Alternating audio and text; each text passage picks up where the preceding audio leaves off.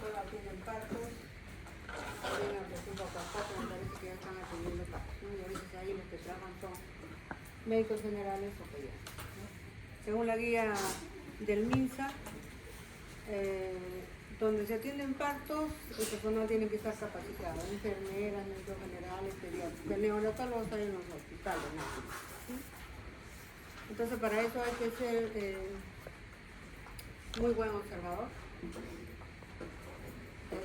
hacer un examen, digamos, como se dice, al ojo inicial, y eso está influenciado por los antecedentes que pueda traer, ¿no? Por decir, pues un parto vaginal, fisiológico, normal, en otras palabras, o ha habido alguna alteración en el expulsivo, sobre todo, estación dificultosa de recién nacido, que puede provocar algunas alteraciones en el momento del examen, ¿no? Entonces, o alguna malformación que hay que diagnosticarla y de repente inmediatamente saber qué hacer, ¿no? Tomar las acciones respectivas. Y también conocer los diferentes métodos, o sea, los test para ver la maduración o de la edad gestacional, ¿no? Hay diferentes. La siguiente. Acá tenemos al minuto se hace el test de Abraham. Más antes no se hace, ¿no? Si va a ver el niño más deprimido, no vamos a esperar el minuto para hacer el RCP. Se hace inmediatamente el RCP primero. Y al minuto vemos si nuestro RCP inicial tuvo efecto satisfactorio, ¿no? El test de Apgar solo valora la vitalidad del recién nacido, ¿no? Si nació bien o nació mal. Si mientras el puntaje es más alto, significa que nació en perfectas condiciones. Si A o B de repente está hipotónico, latido cardíaco menos de 100, no hay respiración espontánea, de repente puede tener 4, 3 de Apgar, ¿no? Tenemos en ese caso valorar a los 5 minutos, a los 10 minutos, etc. El test de VALAR es un test para valorar la edad gestacional donde tiene parámetros físicos y parámetros neurológicos. Todos los tests, hay Capurro, VALAR, Dubowitz, tienen los parámetros neurológicos y físicos, pero manejan de manera diferente el puntaje, etc. Las medidas antropométricas es importante también porque con el peso, por ejemplo, podemos decir si es pequeño, si es adecuado, si es grande para la edad gestacional, y de acuerdo a los test, si es prematuro, es aférmico, etc., ¿no? Y eso lo hace la enfermera. Este es el test de Apgar que fue, digamos, creado por una mujer, una colega mujer, que era anestesióloga, ¿no? La doctora Virginia Apgar, por eso lleva su apellido. Entonces, cuando un niño nace deprimido, los últimos parámetros en recuperarse son los neurológicos, en este caso el tono muscular, ¿no? Y por eso es que se aconseja que cuando se va a valorar la edad gestacional con uno de estos test de Capurro, VALAR o Dubowitz, no se puede hacer inmediatamente al nacimiento, sino a partir de las 12 horas. Incluso cuando un niño nace deprimido a consecuencia de una anestesia general que le hayan colocado a la madre, ¿no? También puede aparentemente nacer deprimido, hipotónico, y eso demora en recuperarse de repente 4 horas, 3 horas, etc. La siguiente. Este es el método de VALAR, como le digo. Para hacer estos tests, ustedes tienen que saber las técnicas, ¿no? Me parece sencillo, pero no es así.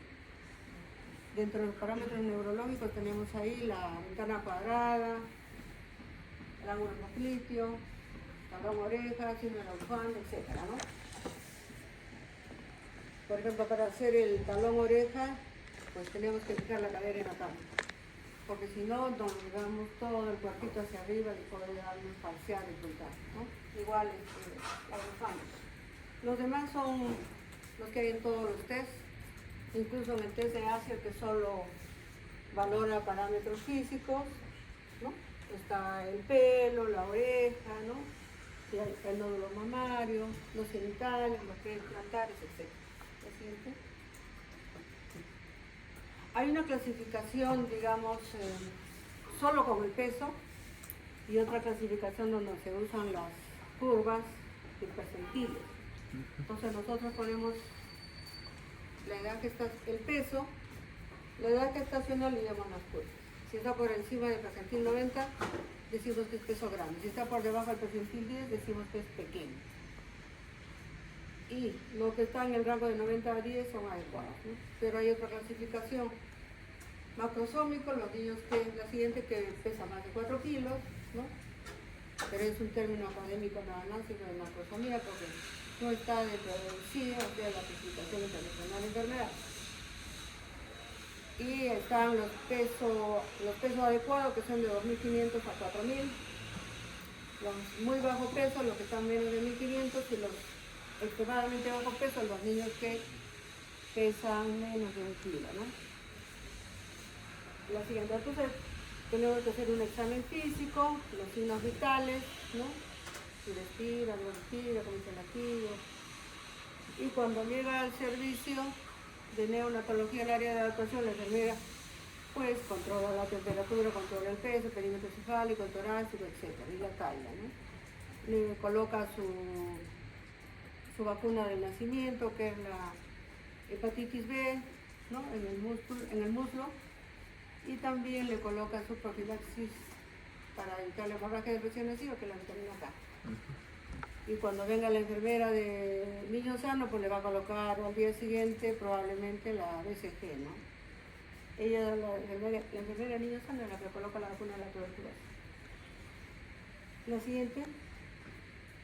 Entonces, esta es la temperatura normal que tiene un recién nacido. Siempre la temperatura rectal es medio grado, a más puede ser, a diferencia de la temperatura. Antiguamente, antes de la pandemia, se controlaba la temperatura de recién nacido con termómetro de mercurio en la axila, ¿no? Y el otro termómetro rectal, bueno, por el recto. Ahora, bueno, solo se usa el termómetro digital, ¿no? Pero esos son los rangos de temperatura. Cuando se habla de hipertermia o cuando está de hipotermia, ¿no? O sea, hipotermia generalmente es de 36 para abajo. La respiración normal de un neonato es de 40 a 60, un término medio, ¿no? Puede ser 45, 50, etc. La frecuencia cardíaca también es de promedio de 140 y va del rango de 120 a 160. Ahora, la oximetría generalmente después de los 10 minutos de vida, normal es más del 90%. Porque según el RCP, cuando van a hacer la clase del RCP, van a decir, al minuto de vida este niño puede tener 65% de saturación, ya es normal. A los 2 minutos, 70, va subiendo, hasta 85, 90. Pero en términos general, los demás niños, después de ese tiempo, son más del 90%. La presión arterial también varía de acuerdo a la edad. Es un promedio de sistólica 60, diastólica 40. La siguiente. Esta es la somatometría que hace la enfermera. Bueno, cuando los chicos que me tocan a mí en la práctica, ya tengo mis centímetros que me he comprado, porque se me había perdido, para enseñarles a medir en los simuladores que tengo a qué altura se toma el perímetro cefálico, porque no siempre la enfermera lo va a tomar, ¿sí? Dónde se toma el perímetro torácico y cuál es el método más adecuado para proceder a medir la talla, que es con un milímetro, ¿no? Estos son los rangos de los perímetros. El promedio en la cabeza, 35 centímetros, más o menos 2 igual, ¿no? El perímetro torácico, 33, y el abdominal, rango 31, 33. Generalmente se dice que es como una pirámide invertida, ¿no? Acá 35, acá 33 y acá 31. Realmente en la práctica la enfermera solo hace talla, perímetro cefálico y perímetro torácico. El perímetro torácico nos sirve en el caso, por ejemplo, como les explicaba en la mañana, si A o B el médico, como digo, tiene que ser observador, ve una simetría de caja torácica, qué raro, ¿no? Porque está un terreno levantado, puedo pensar que tenga un motor.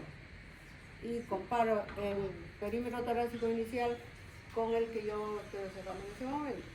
Si ha aumentado, así sea medio centímetro, pues ya estoy pensando en escape de aire, ¿no? Pongo el estetoscopio porque no se hace palpación en el neonato, y de repente si es un motor izquierdo va a estar la silueta cardíaca desplazada a la derecha.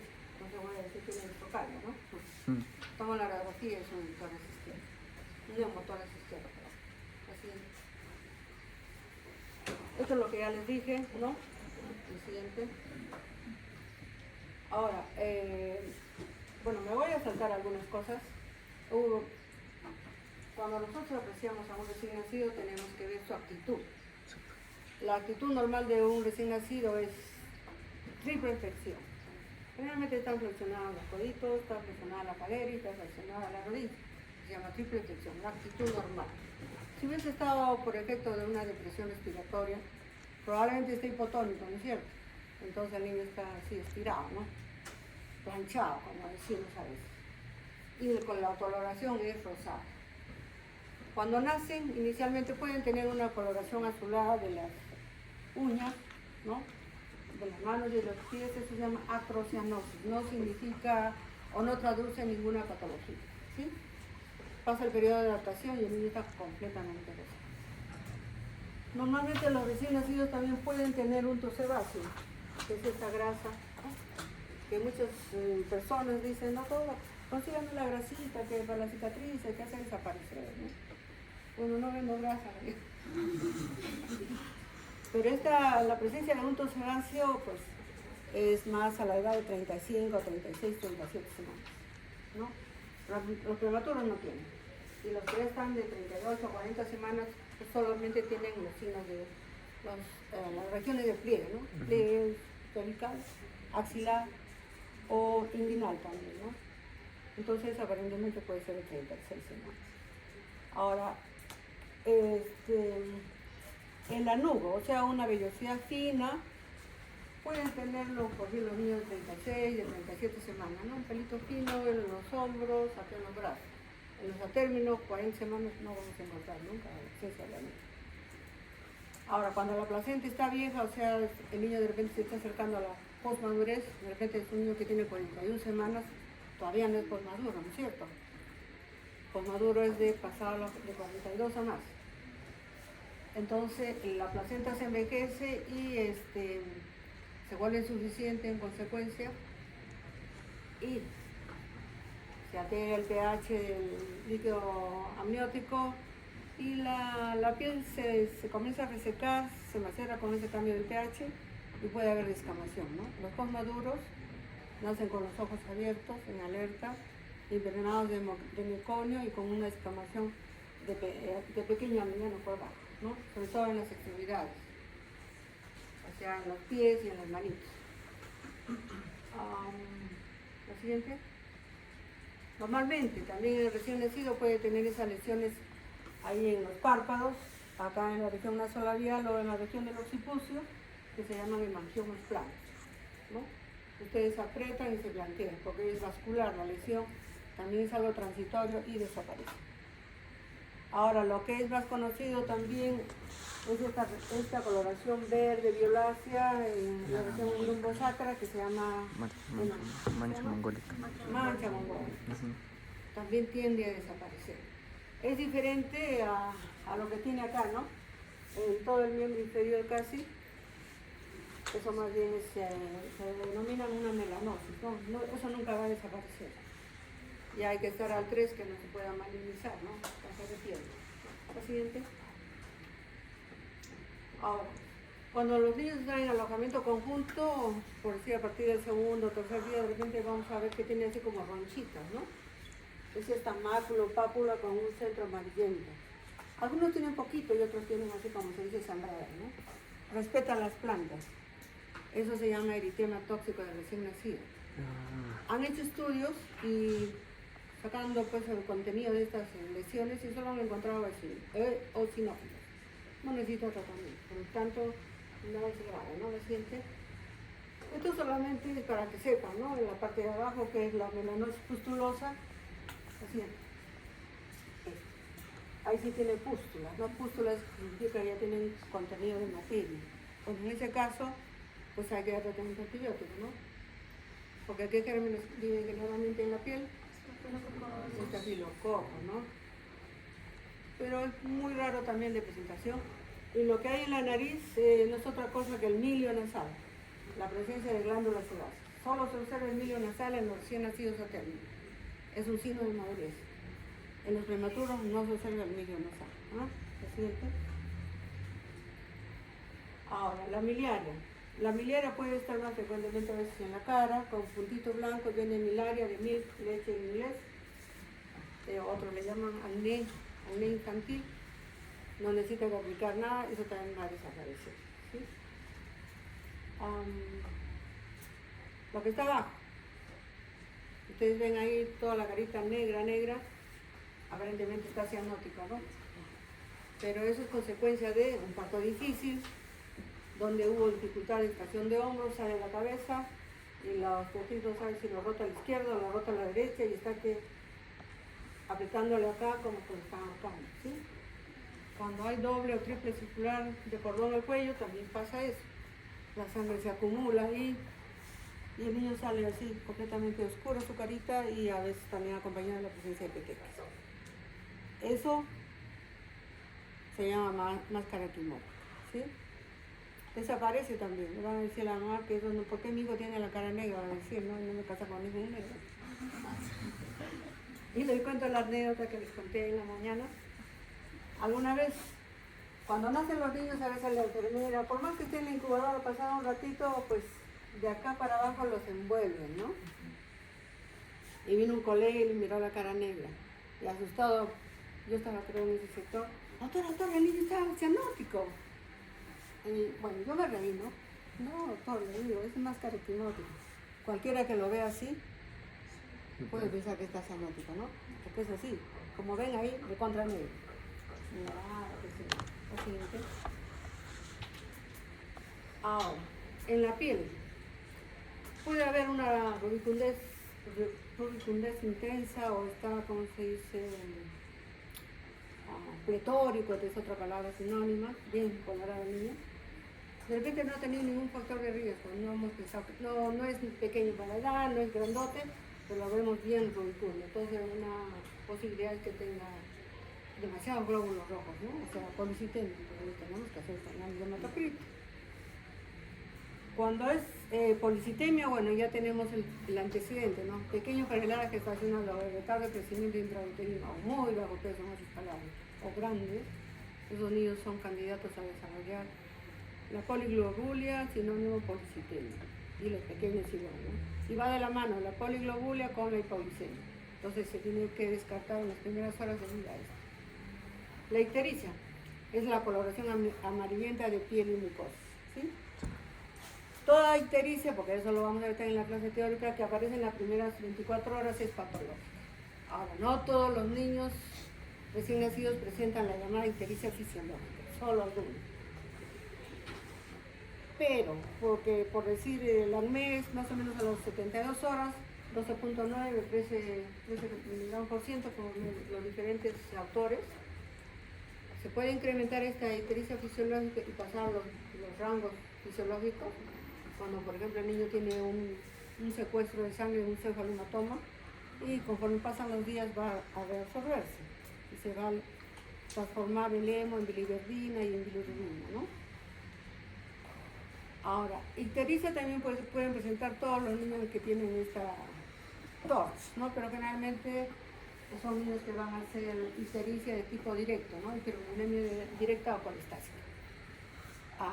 Ahora, lógicamente que si no se elimina el meconio, entonces el tránsito intestinal está como aparentemente bloqueado, entonces llega ¿qué se llama? El alimento o el niño por X causa está en NPO, los primeros días de vida no hay peristaltismo adecuado, entonces llega la bilis al intestino, pues no se va a reabsorber, que diga no se va a conjugar con nada, entonces se vuelve a reabsorber y pasa a vía sanguínea, eso se llama circulación enteropática, que puede incrementar los valores fisiológicos, ¿no? A eso llamamos. Niño que se deshidrata, todo se hemoconcentra, niño que no se alimentaba bien, baja el aporte incluso de albúmina, que es la que se conjuga la bilirrubina, entonces llamamos ictericia patológica multifactorial, porque hay varios factores que han influenciado en ese diagnóstico, ¿no? La cianosis generalizada, generalmente un niño nace, llora y de repente ¡pum!, se pone cianótico, la enfermera al toque lo satura. Doctora, 70%. 70%. Casco cefálico, oxígeno. 5 litros de oxígeno y de repente un 75%. Más oxígeno, 8 litros, 80% y no sube, ¿no? Eso se llama la prueba de hiperoxia. Meto más oxígeno y el niño no responde. Con ese detalle de esta hiperoxia yo hago el diagnóstico de cardiopatía congénita cianotizante, probablemente compleja, ¿no? Porque no va solo un solo defecto, ¿no? Una de las más frecuentes es la tetralogía la reposición de granulares, ¿no? La palidez, bueno, la palidez tiene múltiples causas. Una de las causas es la anemia. ¿Por qué se produce la anemia? Puede ser por una pérdida sanguínea, ¿no?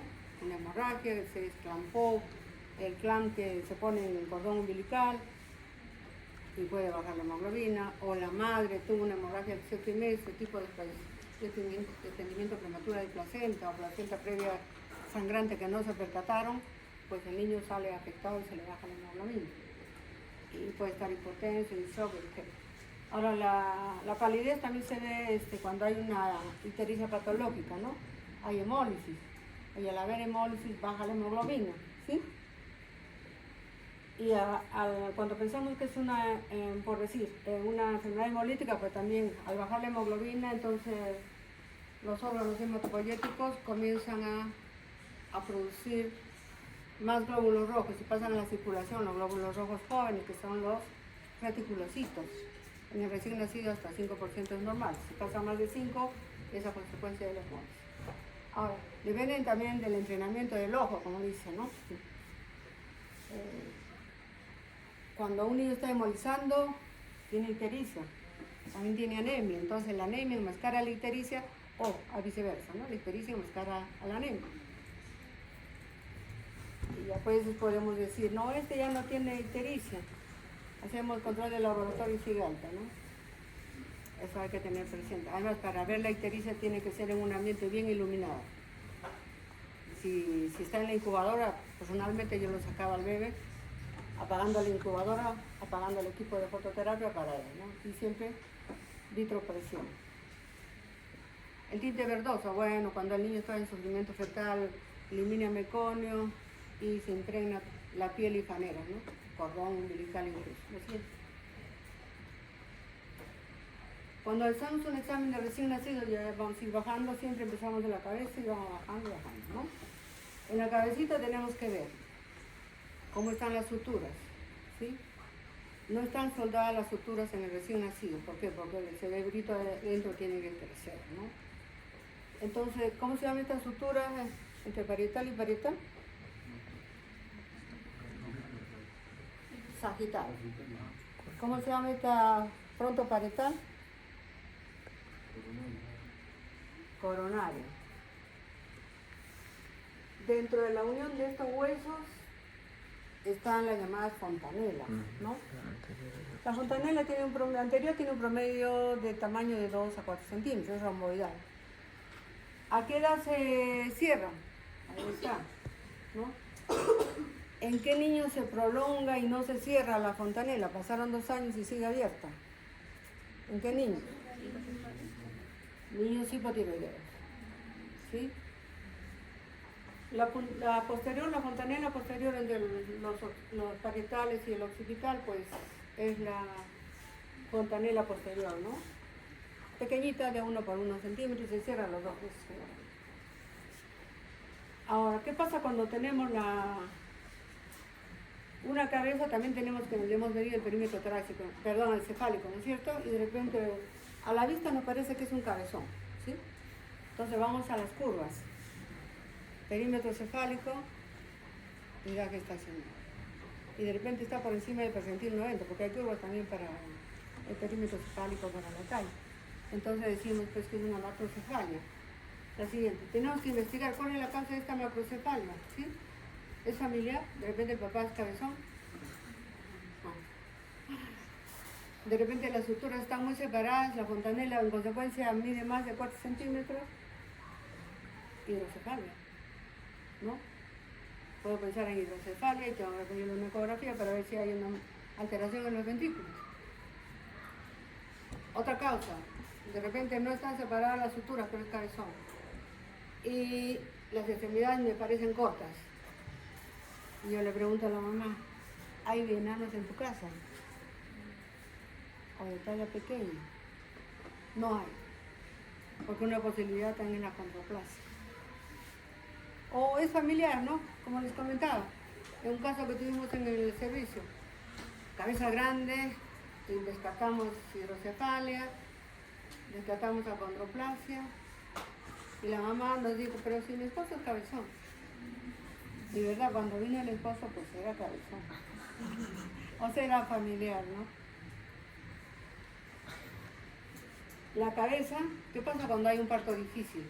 Parto difícil es cuando de repente no se valoró bien la pelvis, hay incompatibilidad fetopélvica, cefalopélvica, pelvis límite o estrecha. Entonces la cabeza puede estar ahí que sufre para salir, ¿no? No logra atravesar el estrés inferior. Eso cuando su obstetricia avanza. Entonces las espinas ciáticas están mal. Cuando pasa, las espinas ciáticas ya salen de él. Pero si no pasa, la espina ciática es así como, tiene una textura como un doble sudadito. Así, ¿no? Imagínense que la cabecita está rosa, que rosa. Se edematiza a veces el cuero cabelludo. No respeta suturas este edema del cuero cabelludo, es lo que se llama caput sucedáneo. ¿Sí? Esto, lo que ven ahí, trabaja parto prolongado, es el caso, ¿no? No respeta suturas porque puede estar en ambos parietales. Y este caput a veces es moderado, a veces es severo. Puede enmascarar adentro la presencia de un cefalomatoma, ¿no? No hay que descartarlo. Desaparece, puede ser a las 48 horas, en algunos casos más, ¿no? Pero yo he visto en promedio 48, 72 horas que desaparece. Ahora, como está el trabajo difícil, como les digo, el parto, por la pelvis, por la presentación, etc., entonces la cabecita, además de darse facilidad para salir, los huesitos se cabalgan, ¿sí? Para estrechar el diámetro.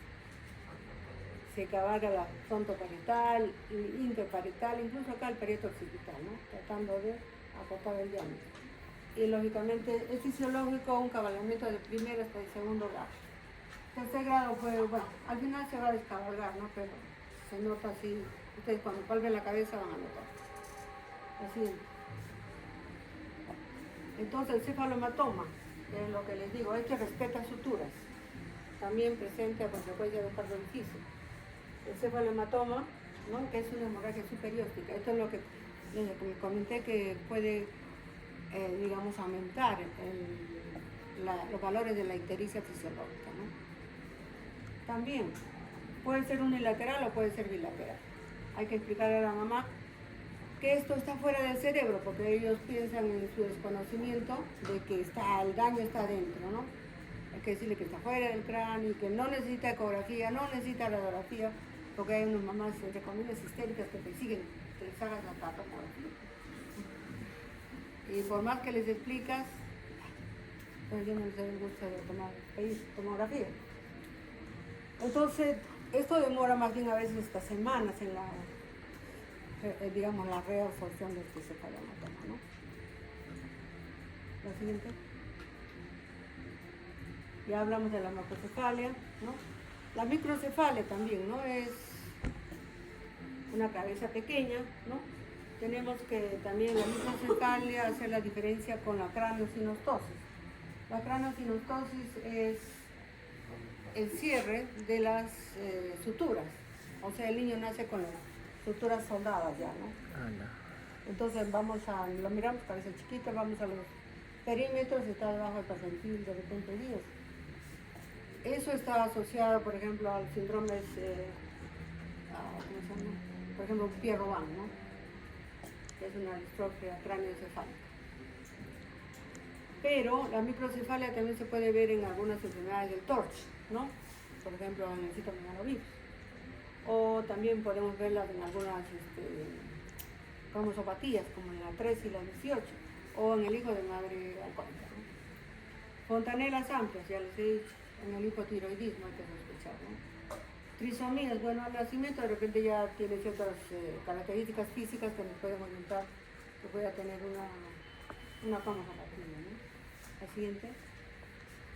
La siguiente. Bueno, estas son cosas raras. Yo personalmente nunca las he visto. Que al momento de nacer presentan estas lesiones, ¿no? Que pareciera acá como un hemangioma, ¿no? No les cuero cabelludo. A veces están asociados, según la literatura, a malformaciones del sistema nervioso central o a unos disratismos. Entonces también hay que hacer el estudio de imágenes y hacerle la interconsulta a neurocirugía. La siguiente. Esta es la posición normal del pabellón auricular, ¿no? Muchas de las cromosopatías tienen orejas o pabellones auriculares de implantación baja. Entonces esta línea imaginaria que pasa por el ángulo interno del ojo y que se va hacia el tercio superior del pabellón auricular es la posición normal, ¿sí? La siguiente. Ahora, hay unos niños que nacen por decir con la oreja plegada, ¿sí? Los coritos que llaman, ¿no? Así. Y uno observa y no tiene conducto auditivo externo. O tienen apéndices preauriculares. O tienen hoyitos, ¿no? Preauriculares. Y como les decía, sí, a ver, esto también va asociado a que tiene arteria umbilical única o hay antecedentes oligohidrámeos, como que nos afiancen la posibilidad de que este niño pueda tener una malformación renal. En consecuencia, todo niño que presente estos detalles hay que hacerle su ecografía renal. Siguiente. Acá estamos viendo la pabellón auricular de implantación baja porque, mira, acá está la mandíbula, el ángulo mandibular y el cuellito ya está casi en el cuello, ¿no? Esto está, como dice, más presente en las trisomías o como zapatillas, ¿no? Y también en el síndrome de Fischer-Collins. Siguiente. Ahora los ojos. El niño cuando nace de un parto vaginal, el roce, ¿no? Porque a veces no sale de un pujo, ¿no? Cuando ustedes hagan su práctica de obstetricia van a ver cuánto se demoran las señoras. Puje, señora, puje. Y hasta que la cabeza así, ¿no? Entonces, generalmente el niño nace con los párpados edematosos.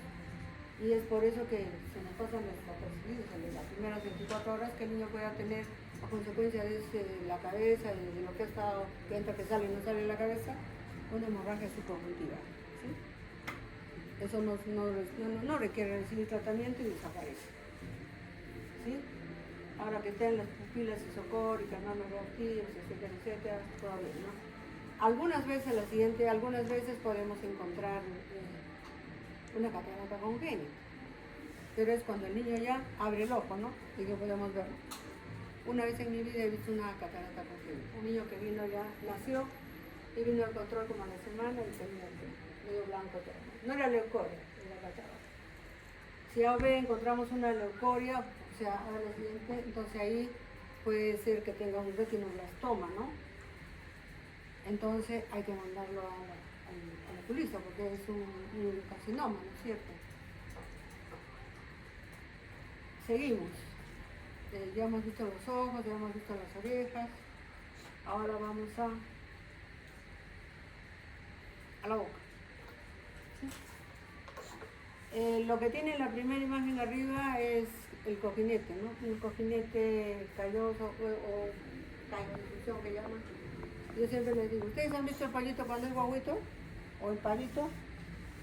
Tiene una cosita acá. ¿Sí? ¿Han visto o no han visto? Sí, mira, ¿en dónde vives tú? Aquí en Arequipa. Ya sé, pero ¿dónde? Porque de repente tú nunca has tenido pollitos enanos, guaguitos, por decir. Los vi en el mercado, que son chiquititos. Ah, eres un observador, porque los demás parece que son citadinos. No crían ni pollo ni pavo. Entonces, ¿yo por qué les hago este comentario? Porque cuando yo tuve mi primera hijita ya era médico, ¿no? Y yo decía, ¿esta cosa qué es? Yo quería jalarle, pues, y lo único que conseguí fue que le salga sangre. No era neonatóloga todavía, era médico general. Entonces eso es normal, solito desaparece. Ahora, hay niños que nacen con un quiste gingival, ¿no? O sea, como una bolsita, acá sobre todo en la cara dentaria inferior. Entonces, lo que tienen que hacer ustedes es envolverse a una gasa y tratar de palpar, ¿no? Si solo es fluctuante o solo es quiste, ¿no? Es una bolsita con líquido. Ahora, si ustedes al palpar sienten dureza, probablemente tienen su contenido que se llamaría quiste dental, ¿no? Porque está con su bolsita. Y hay unos que nacen ya sin la bolsa, ¿no? Los dientecitos ahí. Y siempre en la cara dental inferior. Recuerdo una vez que cuando había un quiste gingival, pero era grandecito, y a alguien se le ocurrió de los colegas hacer una entreconsulta de odontología. Uy, vino el odontólogo, ay, tipo de cirugía menor, pum, punzó. Al otro día estaba más grande. Moraleja, no hay que hacer nada. No, eso solito se desaparece, ¿no? Ahora, ¿qué pasa con estos dientes? Son fáciles de luxarse, o sea, se mueven, ¿no?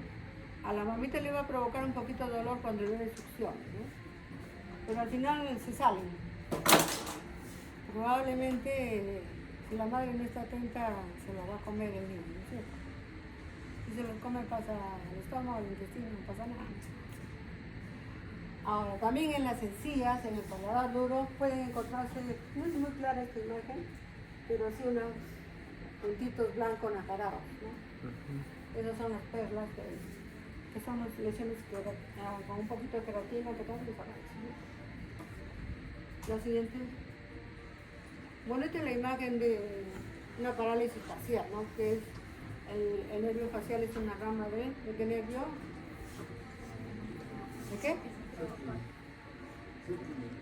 ¿Cómo se llama el séptimo? Bueno, por ahí me han mandado por un tubo, creo. Entonces, ¿cuándo se presenta esto? Cuando se hace una maniobra con instrumental, ¿no? Por ejemplo, el fósforo. Y que... Claro. Entonces hay que mandarlo pues a medicina física, estimulación, etcétera, para que desaparezca. La siguiente. Esto es lo que le decía de los ojos, ¿no? Arriba la catarata congénita y abajo el alercón, ¿no? Y ven el otro ojo, está aparentemente normal. La siguiente. Ahora. Estamos en la boca, pues ahí de repente si pueden hacer un niño con labio leporino, simplemente el labio leporino, o sea, solo el labio estaba partido, se puede decir. O puede estar labio leporino y paladar hendido unilateral, o sea, un solo lado afectado. O puede estar los dos lados, labio leporino bilateral y paladar hendido bilateral, ¿no? Entonces tenemos que preguntarle a la mamá, ¿alguien en la familia ha tenido labio leporino? Porque nosotros a la mamá la vemos y se ve un poquito así. Esta ha sido pegada, ¿no? Si hay antecedente familiar, ¿qué? Labio leporino hay una tendencia, ¿no? Si la literatura dice que si la mamá recibe mucho corticoide en la etapa gestacional, puede condicionar. Es multifactorial la causa. Factores ambientales también dice. O sea, un poco de filosofía ya, ¿no? Y hay que tener presente cómo alimentar a este niño. Probablemente el primer día para precaución ya NPO y destrozo, ¿no? Y después hay que alimentarlo en posición casi semisentada para evitar que pase la leche, como hay una fisura palatina, que pasa en la vía respiratoria. O también decirle a la mamá que compre un chupetín especial que es como paleta de pato. O sea, la tetina ya no es la clásica, sino es así planita, ¿no? Entonces, tapa las fisuras palatinas, pero el niño siempre en posición semisentada. Lógicamente, cuando esté en el hospital y mientras la mamá no compre esa tetina, pues le vamos a dar alimentación por sonda, ¿no? Y hay que enseñarle a la mamá cómo alimentarla también, ¿no? La siguiente. Ahora, el cuello es corto, cilíndrico y móvil. Sin masa, sin agujeritos donde salga líquido, etc. de la línea media, como una alteración del cuerpo braquial, ¿no? Todo está normal. Ahora, lo siguiente. Esto es lo anormal. Acá tenemos una parálisis del esternocleidomastoideo, ¿sí? Por nuestra cabeza está así. Ahora, algunos niños, por ejemplo este niño, si ustedes se fijan, acá está el cuello y tiene la oreja de implantación baja, ¿no es cierto? Entonces se llama pterygium colli. que está en la parte baja del cuello y del dorso, en la parte superior del dorso. ¿En qué tipo de niños o recién nacidos se presenta esto? En los cromosopatías, ¿no? Síndrome de Turner o síndrome de Turner. Ahora, si el síndrome de Turner es una niña mujer, es a cierto punto peso bajo, tiene mixedema, o sea, edema de miembros inferiores y pedido col y todo eso, la solución diagnóstica es que pueda ser un Turner, ¿no? La siguiente. Bueno, esto son patologías anatómicas que ustedes nunca yo las he visto. La presencia de un bocio congénito, la presencia de un síndrome autístico.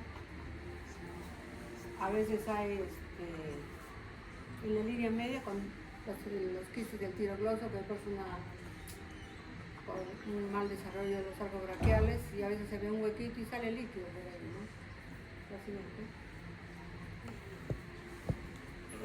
Ahora viene, seguimos bajando, bajamos al cuello. Por eso yo les digo que cuando ustedes examinan a un recién nacido no se debe saltar nada. No hay de frente a poner el estetoscopio. Tiene que palpar la cabeza, ver las orejas, ver la nariz, ver el parado y las clavículas. Si ustedes se palpan su clavícula, el borde óseo es bien definido, ¿sí? Tú te palpas o porque está más llenito no se palpa. Entonces, recién nacido igual, ¿no?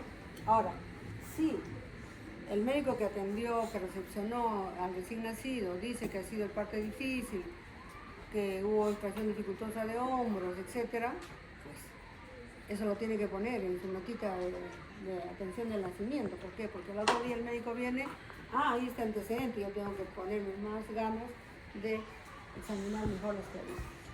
Entonces, normalmente el borde óseo está bien definido.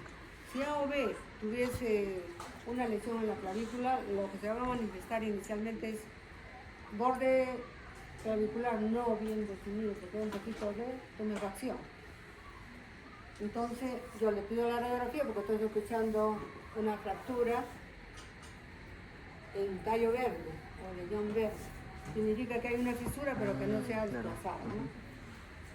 Ahora, lógicamente, si la extracción dificultosa del niño ha sido tan brusca, probablemente ya vamos a encontrar la clavícula cabalgada, ¿no? Y cuando nosotros palpemos fuera de la tumefacción, siempre con delicadeza, como les digo, va a crepitar, el hueso va a crepitar, ¿sí? Pero la ventaja del recién nacido es que tiene capacidad de regeneración ósea, los osteoblastos, ¿no?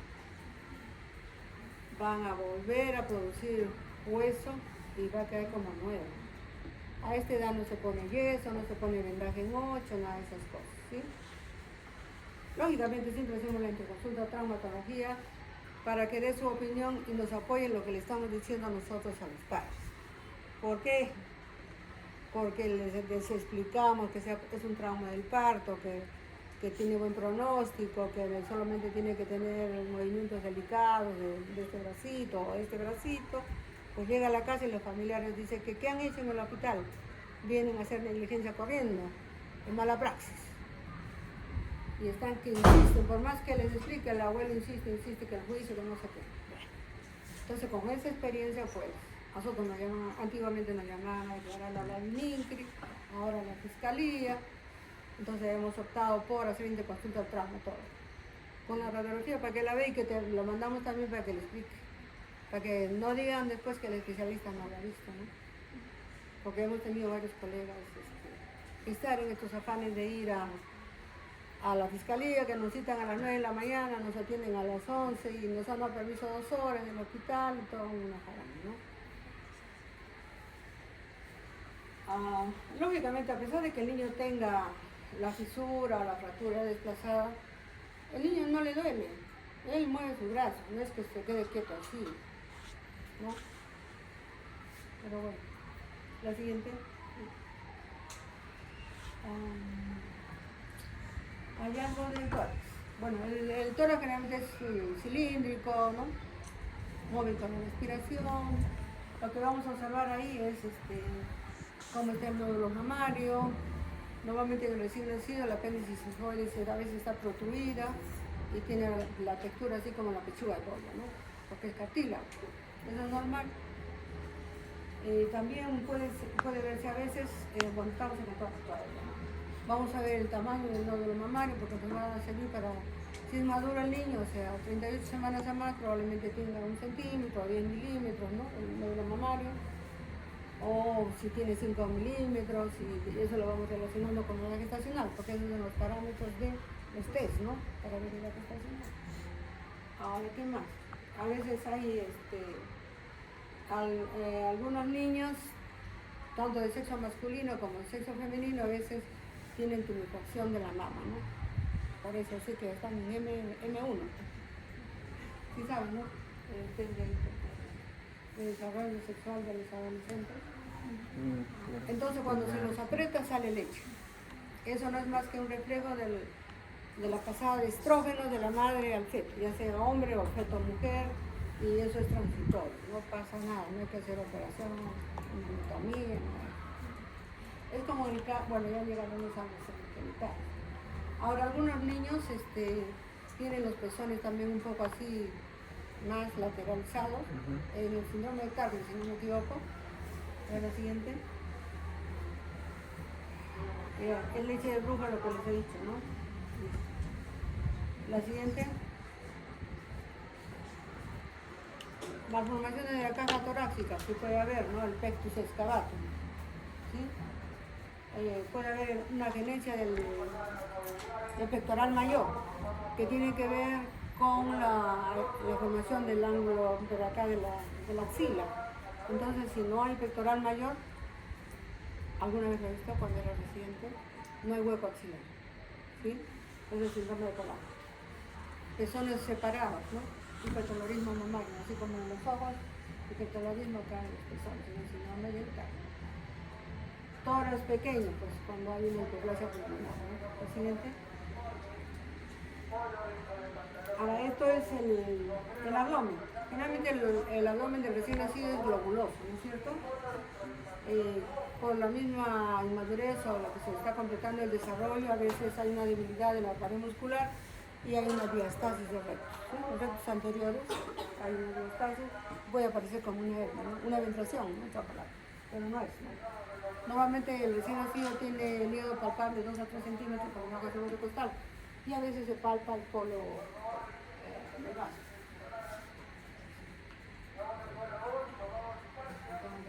No, las 4 es, ¿no? Sí. Bueno, la siguiente. La arteria.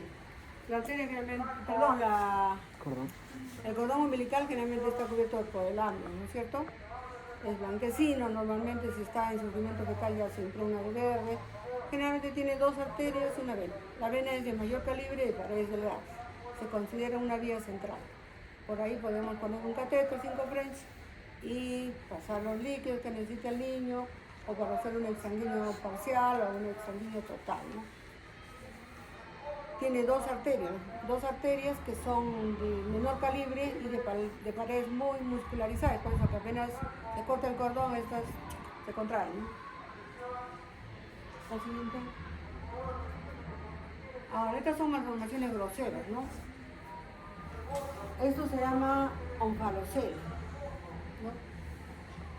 Es una hernia dentro del cordón umbilical. Entonces, cuando nace un niño así, probablemente tenga ahí dentro los intestinos, puede ser parte del estómago, parte del hígado, ¿no?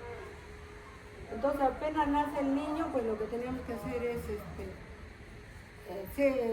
compresas estériles, humedecer la censura fisiológica y cubrirlo. Cada cierto tiempo humedecer estas compresas. ¿Por qué? El amnio se deseca y se rompe y todos los contenidos salen hacia afuera, ¿no? Y se corre el riesgo de infección. Entonces, esta es una urgencia para el cirujano pediatra. El problema es que todo el abdomen no se ha desarrollado bien. Entonces, el contenido no es el continente, ¿no? Y a veces hay que, en varias fases, hay que tratar de introducir, y mientras tanto lo cubren con una bolsa especial que usan los cirujanos. La otra diferencia,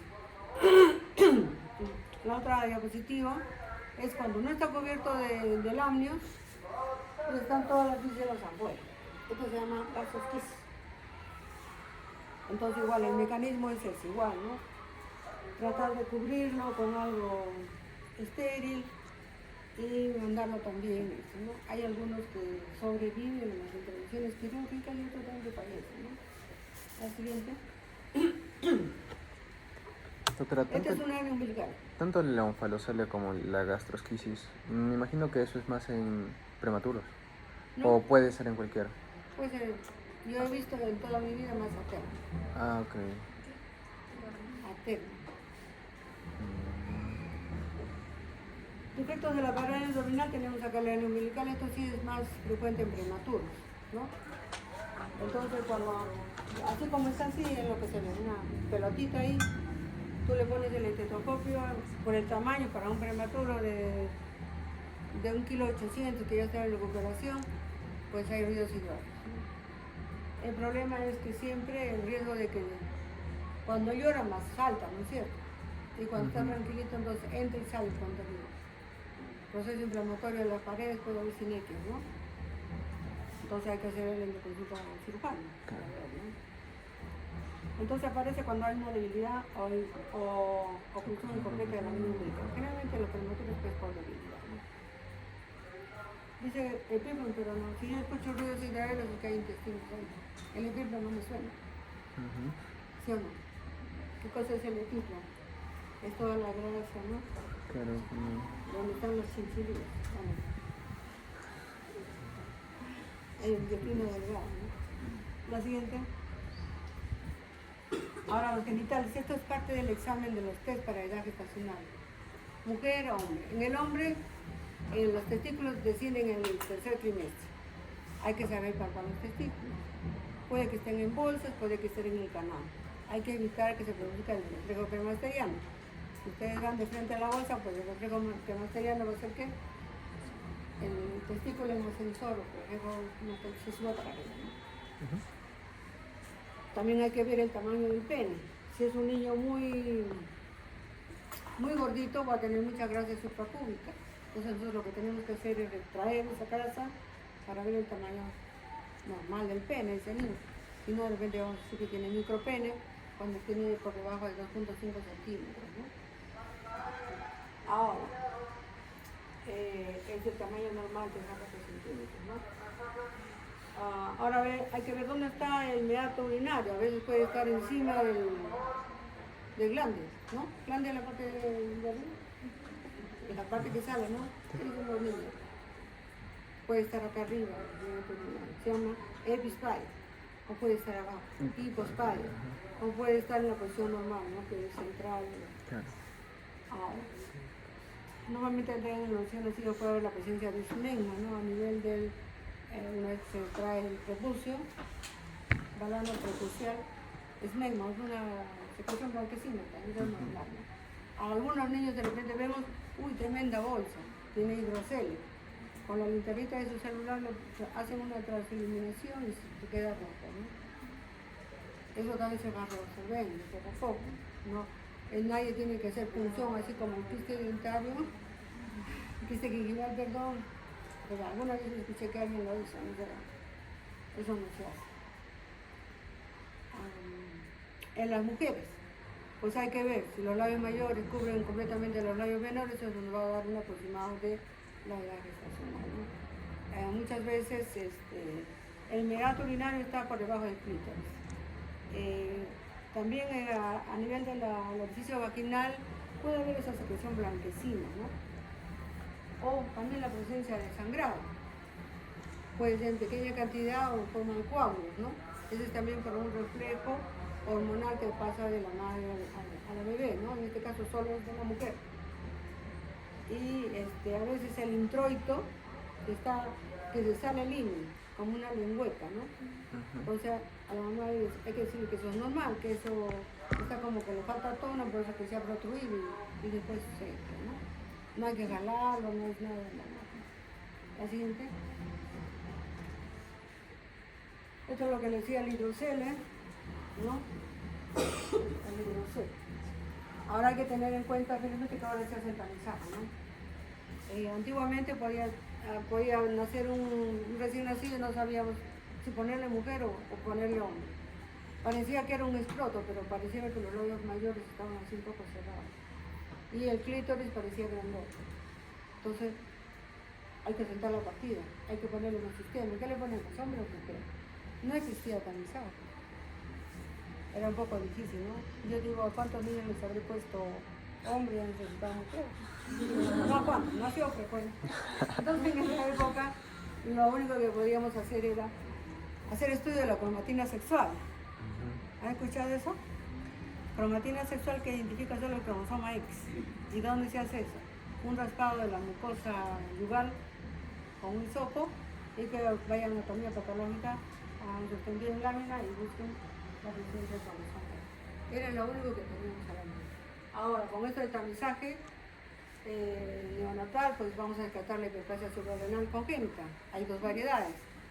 La que es perdedora de sodio, ¿no? Que es frecuente en ambos sexos, y la otra que es la virilización de los genitales externos. En el caso de las niñas, que parece que fuese machito, que tuviese pene y que está como pegada a los labios mayores, ya con el tamizaje podemos identificar eso, ¿no? Porque en esa época, les digo, cuando era residente, incluso cuando ella era asistente también en Aguara, pues alguna vez hemos tenido esos casos, me carroceaba, doctora, ¿por fin qué le pongo? ¿Qué le pongo? ¿Hombre o mujer? Y yo decía, ahora, ¿qué le pongo? ¿Qué le pongo? Tenía un clítoris grande, pues el pene, sí. Pero estos labios parece escroto, ¿verdad que parecía escroto? Al final lo único que me quedaba era pues hacer la cromatina sexual. Diferir. La siguiente. Cuando vemos el dorso, o sea la espalda, también tiene la mancha mongólica, ya lo hemos visto. Tenemos que ver si no hay algunas malformaciones, ¿no? Acá a nivel lumbosacro es más frecuente el meningocele. En este caso, por ejemplo, es un meningocele pequeño, está cubierto de piel, o sea, no es una urgencia en sí, ¿no? De operar inmediatamente. Acá no, probablemente está con las membranas que están en el ¿cómo se llama? La médula espinal, la granada, qué sé yo, y se puede romper, ¿no? Sí. Una meningitis. Eso sí es una urgencia, hay que mandar la neurocirujana rápidamente. Ahora, en la parte final de la columna vertebral, siempre hay un hoyito, no esto, ¿no? Hay como un hoyito, una hendidura, eso se llama fosita pilonidal, y tiene pelitos. Tiene pelitos porque todo el sistema nervioso y la piel derivan del ectodermo, ¿no? Por eso es que también ahí tiene pelitos. Algunas veces esta fosita pilonidal se asocia a ¿cómo se llama esta? La espina bífida.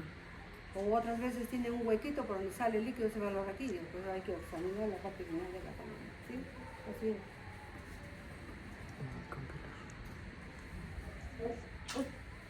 Así. Esto también se va a tratar con más detalle cuando hagan su traumatismo del parto, ¿no? Solo lo voy a mencionar.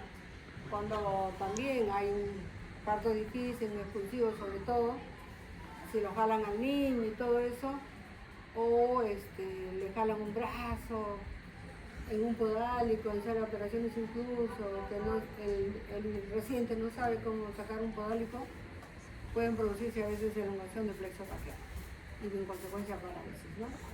Las raíces más frecuentes para lesionar son las C5, C7 y es la parálisis arruchana. Y cuando se lesiona la raíz distal, el C8, T1, es la de Klumpen, ¿no? Klumpen. Entonces hay una diferente, ¿no? En la posición. Acá dice que es la posición del mesero.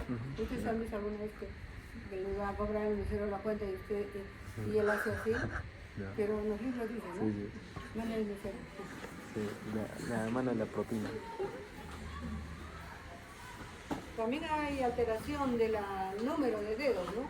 Puede ser en las manitos o puede ser en los deditos del pie. Cuando hay un dedito supernumerario se llama polidactilia, ¿sí? O, por ejemplo, acá tiene polidactilia, ¿no? Acá tiene polidactilia y también tiene sindactilia porque está pegada, ¿no? Acá también está pegada. La siguiente. Igual, cuando nace el niño puede que el niño cuando está dentro del útero está así, ¿no? Sus manitos y sus pies igual, cruzados. Entonces, acá vemos un pie equinovaru que puede ser posicional. Entonces, si es posicional, nosotros pasivamente tratamos de ponerlo a la posición normal. Si pasivamente llega a la posición normal, decimos que es posicional. Pero si nosotros lo hacemos pasivamente, si con delicadeza les digo, y no llega, de consulta trauma. Ellos a veces hacen corrección con botas de yeso, ¿no? Que van cambiando cada cierto tiempo. Pero en casos muy severos, cuando no se logra corregir con esta bota de yeso, que de repente le puso y a los 15 días ve que no mejoraba mucho la, ¿no? Que esté, digamos, más derechito el pie, pues vuelve a poner yeso. Y si ya no creo que con 3 yesos va a seguir insistiendo el cirujano, el traumatólogo a veces tiene que cortar tendones para relajar esto, ¿no? Y que vuelva a piececito que es normal. Esto es frecuente en el pie equinovaru. Talocalcáneo también puede verse. Y acá pareciera, ¿no? Que ves un hueco acá, o sea, acá deprimido esa zona, ¿no? Y lo otro que es el metatarso del pie, ¿no? La siguiente. Ahora la cadera. Siempre cuando nace tenemos que hacer las maniobras de Barlow y Ortolani para ver, ¿no? Y tenemos que saber coger, ¿sí? Con este dedo de abajo tenemos que coger la cabeza del trocánter, del fémur, y mover, ¿no? Así también con delicadeza, a ver si hay una limitación simple a la reducción o hay un clic. Generalmente hacemos el estudio radiográfico, por decir, a los 3 meses, aunque ahora ya se hace uso de la ecografía, ¿no? Para ver más que todo cómo está el ángulo acetabular, ¿no? Y le podemos decir a la mamá, mientras tanto, use doble pañal, señora. ¿Qué significa? Todo el mundo usa pañal descartable ahora. Entonces que le pongan un pañal de franela como un rectángulo y la va a estar abiertita así, ¿no? Antes se creía que el niño que nace en podálico tiene displasia. Bueno, ahora algún par de traumatólogos me han dicho que eso es falso, ¿no? Saca de traumatólogos, cada uno saca un pañal. La siguiente. Ahora, la parte neurológica, ya les he dicho esto de la actitud, el tono, ¿no? Ya hemos revisado eso. La siguiente. Ahora, los reflejos primitivos, ¿cuáles son?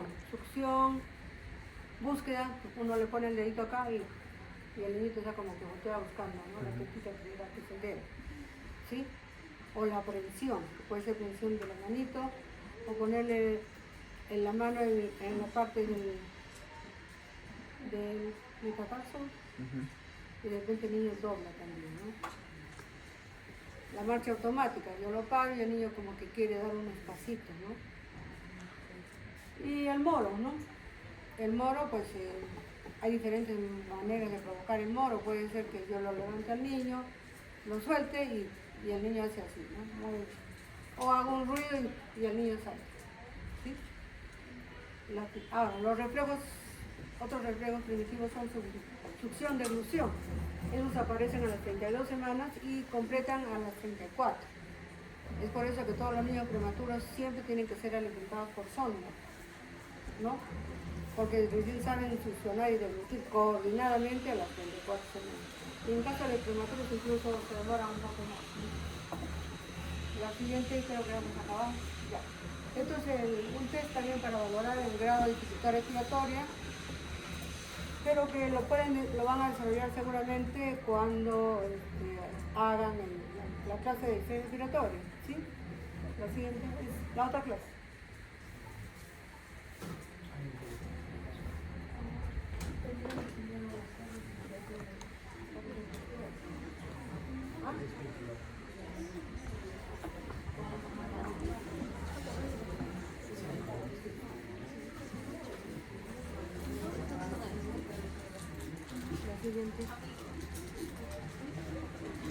Entonces, como le decía, el médico que atiende recién nacidos, el enfermero, el personal que atiende, tiene que ser observador para ver detectar tempranamente qué es normal y qué es anormal, ¿no es cierto? De repente la enfermera lo trajo a un niño, atendió al parto y después ve que está agitadito o chumbido de capa en negro. Entonces tiene que avisar al médico y decir que este niño tiene distrés respiratorio igualmente, ¿no es cierto? O, por ejemplo, a situaciones que requieren intervención inmediata, ¿no? ¿Qué tal nace ese niño con malformado, ¿no? Tiene que saber qué sé yo, ¿no? Y apenas detecten alguna cosa, qué tal convulsión, algo, tienen que avisar al médico porque el médico es el que va a indicar la terapia, ¿no? Ya puede ser de repente una cuestión diagnóstica de hipoglicemia o de repente da un anticonvulsivante. Recuerden que la etapa neonatal es de 0 a 28 días, nada más. La siguiente. Ya saben cuáles son los rangos normales de la temperatura en el recién nacido. Las causas pueden ser hipertermia, o sea, temperatura mayor de 37,5, ¿no? Y a causa de qué puede ser esto, de repente el niño está incubando una infección, de repente, por decir, los niños que salen de casa se van de alta y regresan a la semana, o de repente con fiebre alta, digamos, emergencia, y cuando se les controla el peso, de repente han perdido más del 10% del peso, o sea, hipoalimentados. Hacen fiebre alta, consecuencia de eso. Y les hacen análisis de AGA y sale hipernatremia.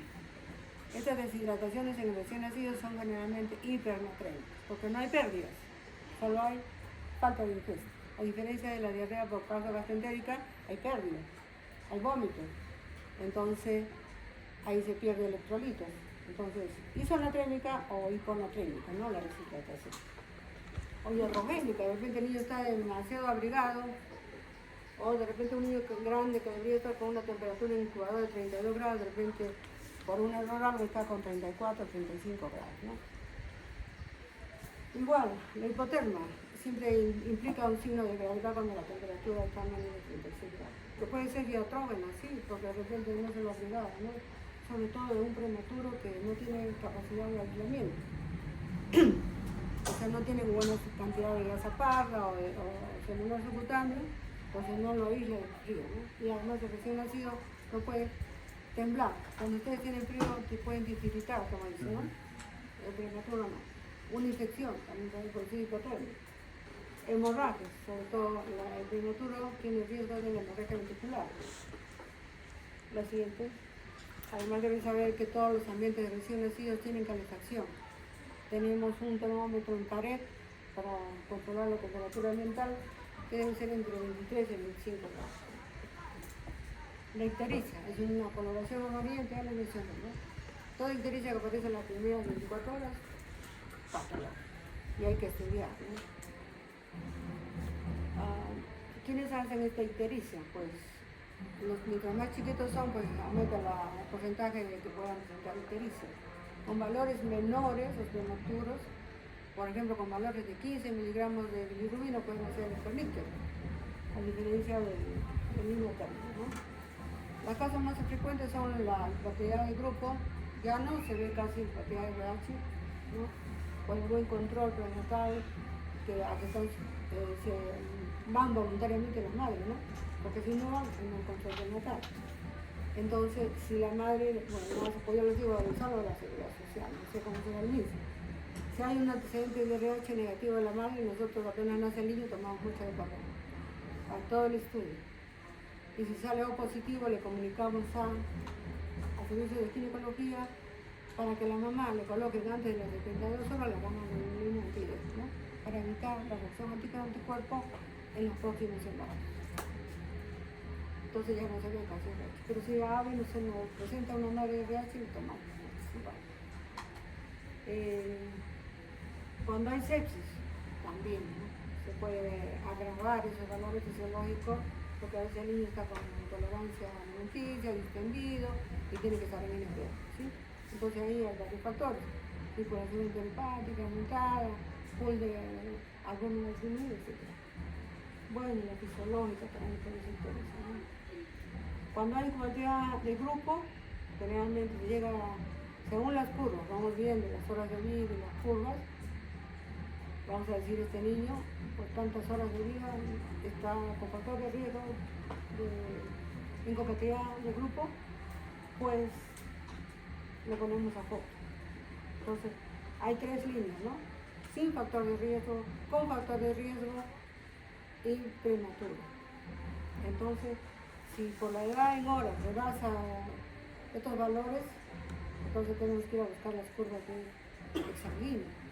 Y de repente resulta que ya está para valores para exsanguíneo, pero antes de eso podemos dosar cómo está el incremento horario, o sea, no lo vamos a dosar, sino que vamos a sacar nosotros del análisis anterior a las 6 horas que le pedimos un control, hacemos la división, supongamos que incrementó, por decir ya 2 miligramos, dividimos 2 entre 6, si está mayor de 0,3, hay hemólisis.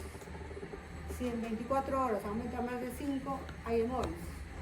Si hay reticulocitos más del 5%, hay hemólisis, ¿no? Y solo tenemos que estar comparando todo eso. Para decidir en qué momento vamos a hacer la exsanguínea transfusión total, ¿sí? Ahora, cuando le vamos a sacar al niño de la foto, porque me parece que ya no está en rangos de foto, se espera que pueda haber un rebote, ¿no? Si salió de la fototerapia con 12, de repente hay un rebote y puede subir hasta 2 miligramos, o sea, después está 14, pero no hay riesgo, ¿no? Por las horas de vida. Distensión abdominal. Distensión abdominal siempre nos puede implicar que sea una mala tolerancia a la vía oral, nos puede implicar también que se esté incubando una infección, ¿sí?